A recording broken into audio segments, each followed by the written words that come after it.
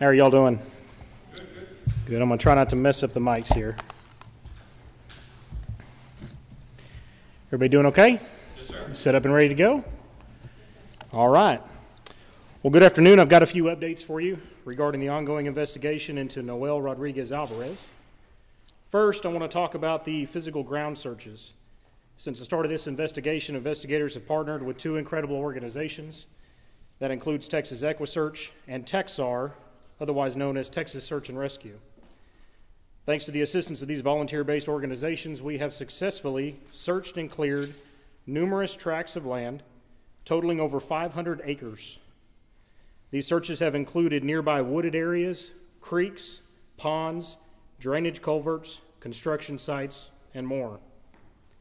These teams consist of expert-trained volunteers with specialized equipment and resources including drones, infrared cameras, LiDAR, human remain detection canines, horses, and even rescue boats.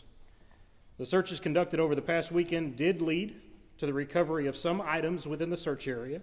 However, it is unclear at this time whether those items are specifically related to the disappearance of Noel. Nevertheless, these items have been collected by crime scene technicians and are being processed in a lab for confirmation. As to not cause any sort of undue speculation on the case, we're not sharing any specifics related to those items that were collected until lab tests confirm whether or not they are associated with this case. I want to make sure that I highlight the importance of these searches. Even when minimal or no physical evidence is located, each and every search is valuable in successfully moving this investigation forward. At this time, investigators are continuing to analyze data to determine if and where any additional searches may be conducted. Prior to the most recent search, I had expressed that investigators were focusing heavily on analyzing the tremendous amount of data that has been collected as a part of this investigation. This work continues as investigators continue to have data come in. There is simply some data that I cannot go into details on in order to protect the integrity of the investigation and in order to ultimately seek justice that Noel deserves. However, I do want to share that this data analysis has been incredibly important to this investigation. The data has supported Noel's disappearance most likely occurred near the last week of October 2022, approximately 6 months ago. Additionally, financial records indicated that the plane tickets to India for Cindy, Arshdeep, and all 6 children were purchased on a credit card belonging to Arshdeep. Investigators also noticed an abnormally large cash deposit into Arshdeep's bank account. This deposit took place on March 22nd, just hours before fleeing the country. Through data analysis, investigators learned that Arshdeep had paid a visit to one of his places of employment prior to making that cash deposit. Arshdeep had access to the company's safe as a part of his normal job responsibilities. Investigators learned that Arshdeep first fraudulently altered the company's cash deposit records, likely in order to prevent detection, and then removed over $10,000 in cash from the company's safe, traveled to the nearest bank, and deposited $8,000 of that cash into his own personal account. We have now obtained an additional warrant for the arrest of Arshdeep for felony theft. We're going to be sharing a still image with you today of Arshdeep making that deposit. Today marks 1 month since the initial Amber Alert for this case was issued. Since then, this investigative team has spent thousands of man-hours on this case, have followed more than 70 leads, issued more than 24 search warrants, arrest warrants, and subpoenas, and conducted countless interviews. This investigation has taken us across state and country borders. Investigators have worked to compile a mountainous amount of information, data, and evidence in this case, and we continue to build that today. Each and every single day, we get closer and closer to the answers that we all seek. Although it has been a month and we have not yet found Noel, rest assured that we have not stopped the fight, not even close. We will continue to fight for Noel until we have the answers that we need. And I want to thank everybody for your overwhelming amount of support that this team has received during the course of this investigation. We know and understand how important this case is to the community, and stand by our promise to do everything that we can in this case. And with that, I'll be happy to answer any questions. Chief, can you talk about some of the items? You said that no confirmation on them, but you're testing them that were found during search. Yeah, I don't want to cause any speculation on the case because we don't know if it's directly related to this case. And I think in sharing that information would cause some speculation that I don't want to cause with the case. So we're not going to share any details about what was collected until we get lab tests back that confirms whether or not it's related. But they were found within the 500 acres? Yes, they were located this past weekend during the large search of the two areas nearby. And were all the plants found in the same area or different areas? Different areas, yeah.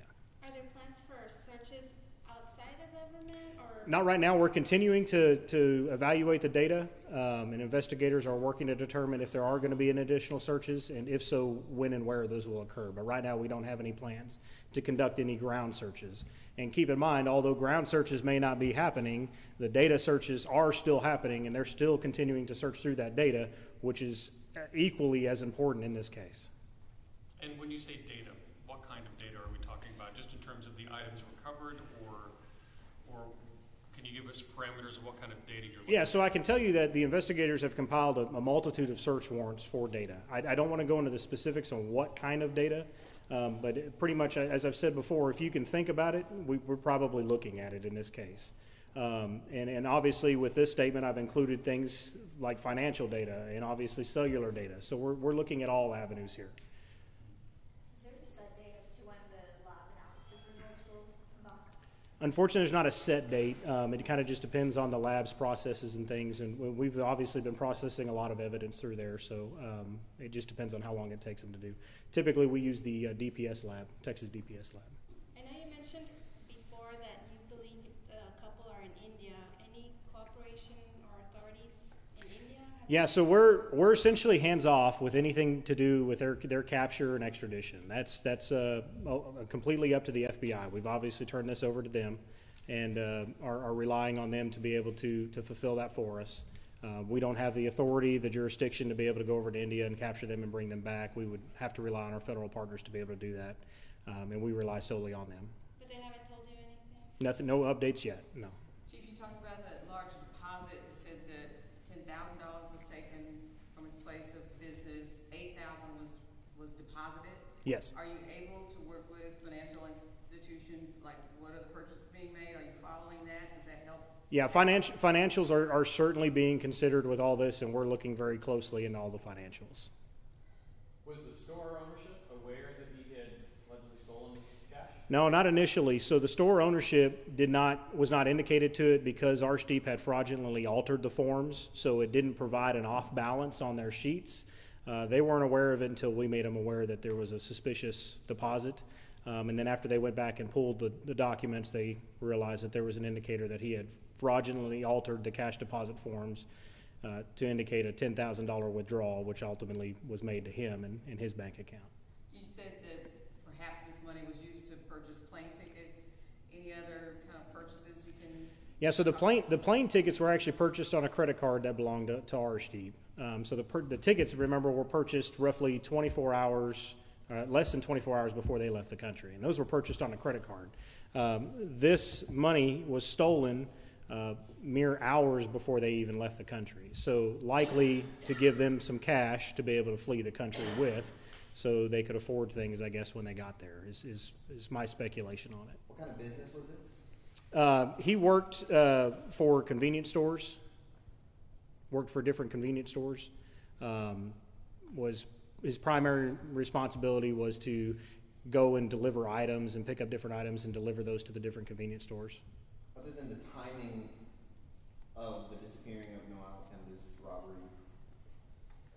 does there seem to be another more direct link?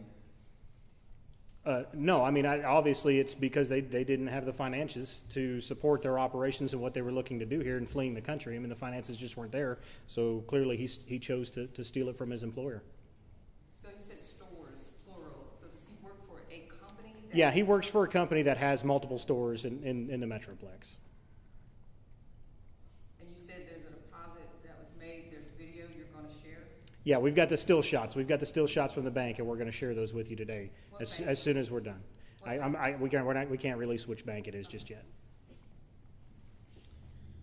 Related to the search areas, I know that previously some of the material that you found had been in a dumpster located at one of those stores. Has there been a search of local landfills at all? Yeah, so I know landfills has come up a lot, and previous to this, I have never had any experience myself with looking at landfills. And I can tell you that we have engaged with experts who have had experience in conducting those landfill searches. And to much of my amazement, and now I completely understand, it is a very, very complex and convoluted process to go and just do a landfill dig. In order for us to be able to successfully coordinate and perform a landfill dig, we have to have more information.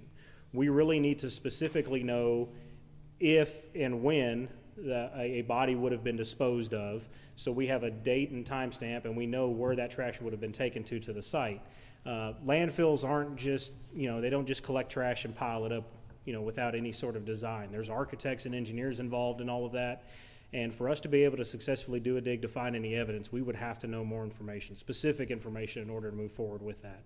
And even with moving forward, if we did choose to move forward with that, there would be a pretty good chance that it would be hard to recover any evidence just because of the way that the trash is handled and processed. So we have not conducted any landfill digs, and as of right now, we don't have any plans to, unless we get specific data that would steer us in that direction. Can you talk about how you arrived at the October 2022 date? Yeah, so I'll tell you what, let me just do this. I've got a timeline here, and let me just kind of recap the entire timeline a little bit for you. So in mid-October, we know that the newborn twins were discharged from the hospital, and we have had eyewitness testimony that states Noel was at the residence for about a week after those twins came home. November 1st is when Cindy and all 6 kids went and took their passport photos. On November 2nd, there were applications applied for passports for Cindy and all 6 kids. Noel was not included in any of those. November the 6th, we've got data that supports that Cindy began researching cost and things for trips to India. And then you fast forward to March 20th when we received the initial welfare check.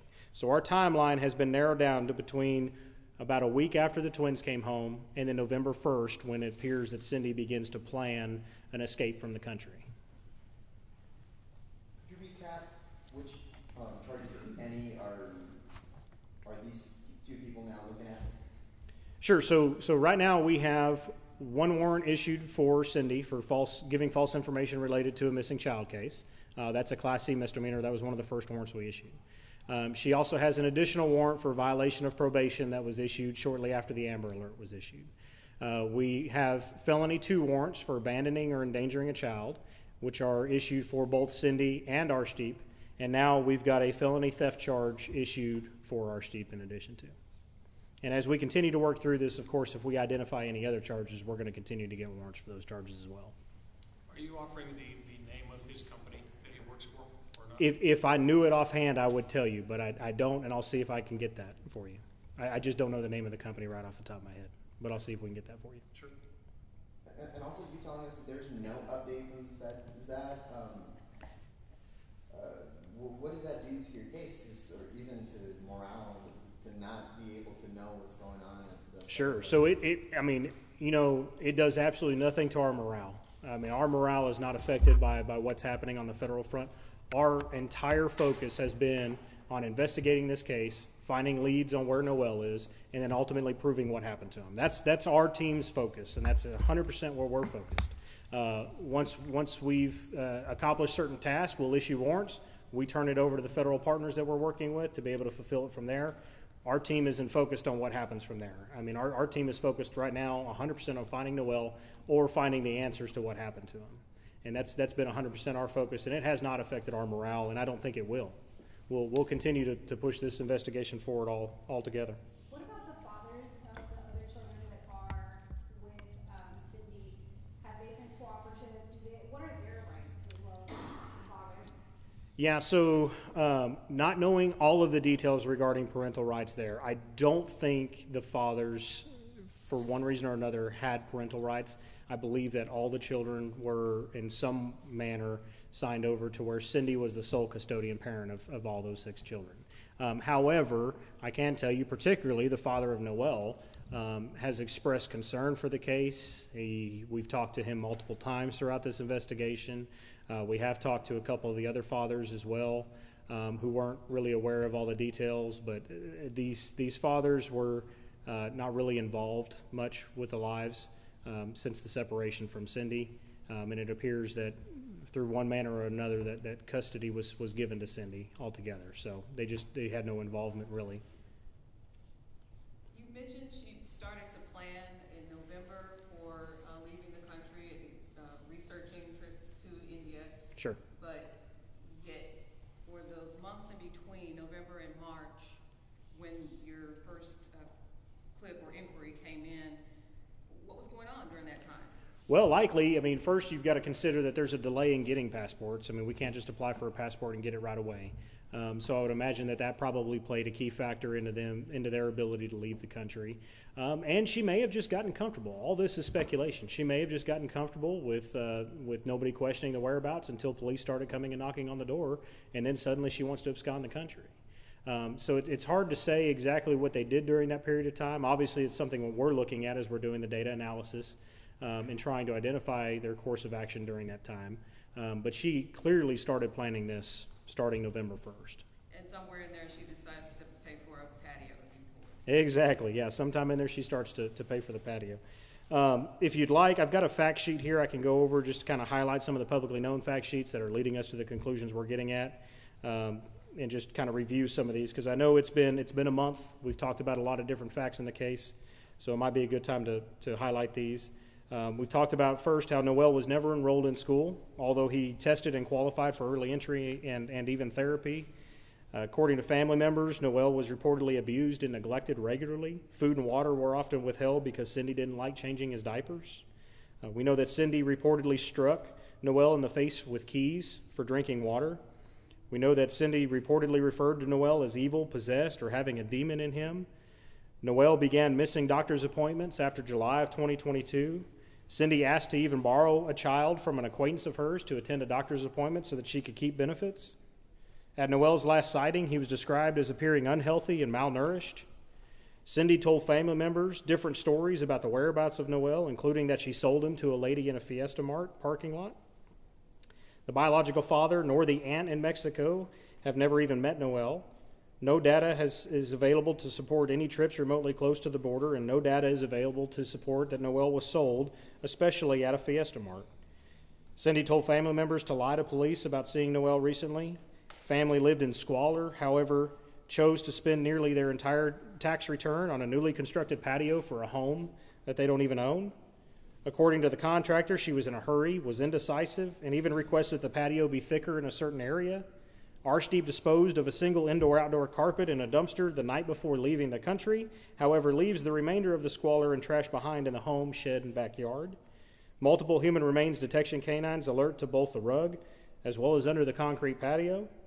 Arshdeep steals $10,000 from his employer just hours before leaving the country. Electronic visas were obtained on March 21st, one day after the welfare check. And obviously the family quickly absconds the country with one-way flight tickets all the way to India, almost immediately after CPS and police began to question the whereabouts of Noel. So all of these things are what has led us to the conclusion of this being a death investigation and why we are taking the path that we are taking and really what's pushing us forward. And when you take a step back, and I think when you look at the totality of the circumstances, you really get an understanding of what kind of case we're dealing with here. And these are just the facts that we've released. This doesn't even include the facts that we haven't been able to talk about.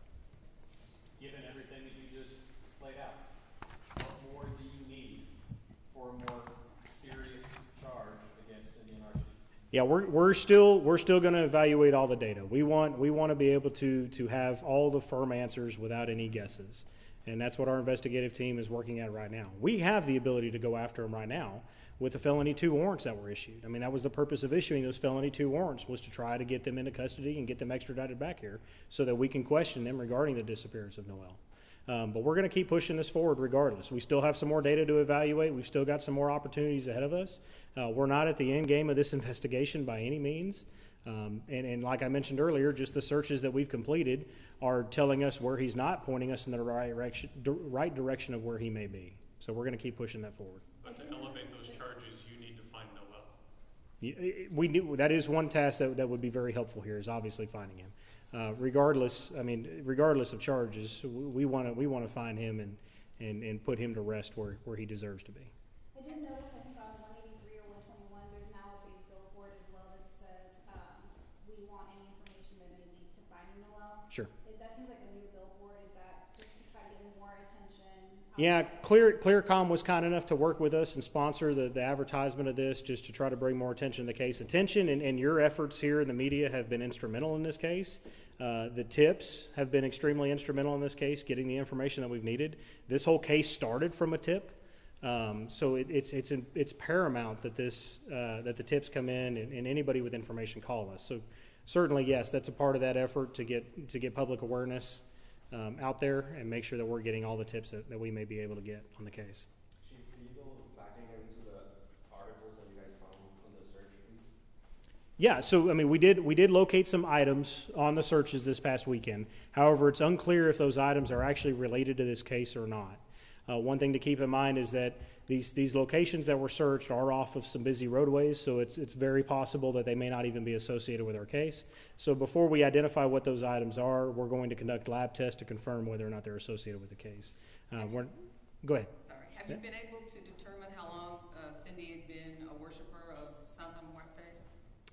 You know, and I understand that the disturbed feeling that people may have gotten when they saw the Santa Muerte, it really hasn't played much of a factor into the actual case or building any sort of probable cause or anything related to an offense.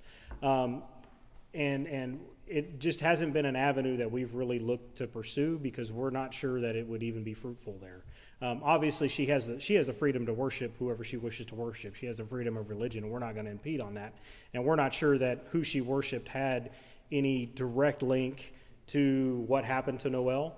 And we're certainly not sure that it would, and I know that it wouldn't play in at this point to any probable cause that we would be seeking for any kind of charge. So it just hasn't been something that's been really on the forefront of the investigation.